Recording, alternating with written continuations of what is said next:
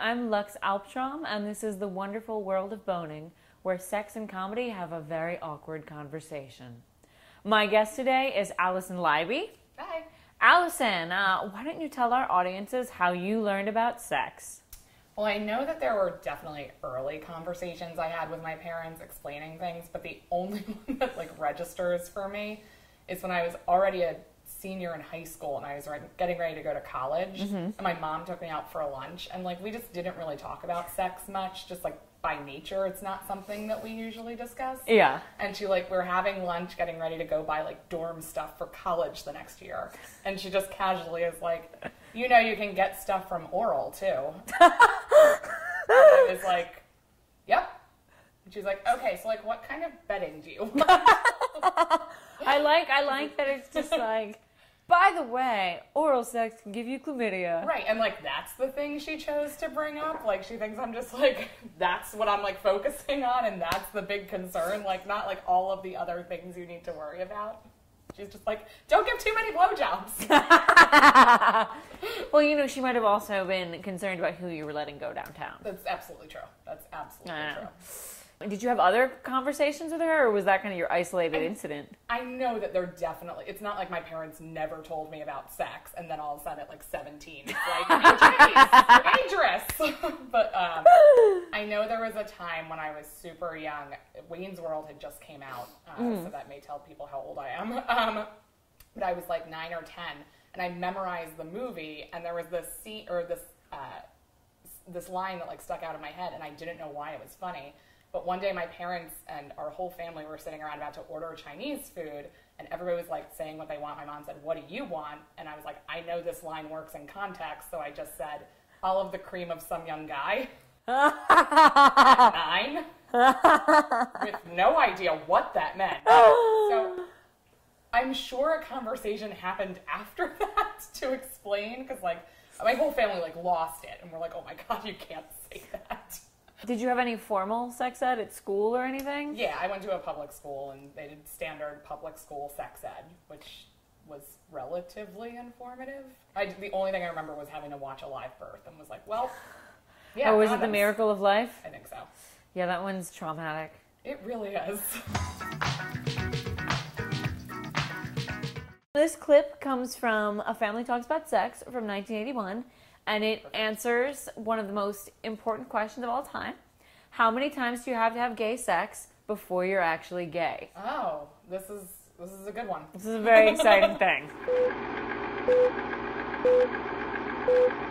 Paul is 15 now and starting to wonder just exactly who he is.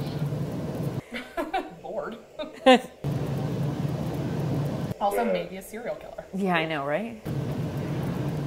Would you like to be gay? No. I like that phrasing.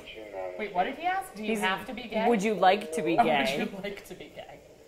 It's would you like a beverage? I was just kind of wondering, because we have some gay kids at school that everybody knows about. I mean, it's even... Some people say it's okay to be gay.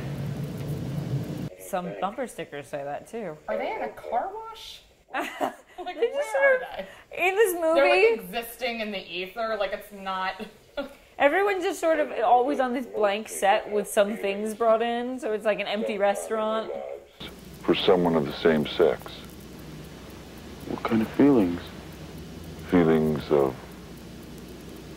love. No one in this family has feelings. Especially when they're young. What do you mean? I mean that lots of young people have some kind of homosexual experience in their lives that doesn't really mean anything. It only matters if it's straight. Right. That's when it really counts. Yeah. Why doesn't it? Because it's something that happens just once, maybe twice, and... What, the chicken pox? And it's over? No, it doesn't. It doesn't. the creepiest mother. And she's like, you're not She's gay. like, I promise it doesn't. You're not gay, and neither was me in college. I love that clip because now we know that after the third time, you are officially gay. Right. 1, fine, 2, maybe 3, gay. Gay. Done. It's that easy. If you're like experimenting and you ask who you're hooking up with, it's like, oh, this is my third time. This is real this time. Yeah. Like, those other 2 didn't count. If only sex could not count with some people. I just want to take so many mulligans. Back to being a virgin. Right. If we go back to the third time with every person counts, then I feel much better. Oh, yeah. I roster- practically had sex with no one. The roster of people is way more impressive and less terrifying. So did you learn anything aside from how many times? Of course, that's the most important, Yes. I think, is like understanding which gay sex counts, and also how terrifying families were in the early 80s. Yeah. Like, I mean, were they robots? What was it? I know. I mean, part of me is like, oh, sometimes I wish I'd had more conversations like that. But then A, I remember the ones I did have, and B, I look at that and I'm like, no. Right. That makes me happy that my mom just kind of dropped the BJ bomb at lunch when I was 17, and we didn't ever have to sit in the car wash and discuss like what gay sex is. You didn't have to have Stepford mom Right. turn around and be like, you're not gay. Doesn't count. So thank you so much for joining me. Thank you for having me. Where can our audience find you? You can find me on Twitter at Alison Leiby, ALISONLEIBY. And you can come to my monthly show at UCB East. It's a long story. Nice.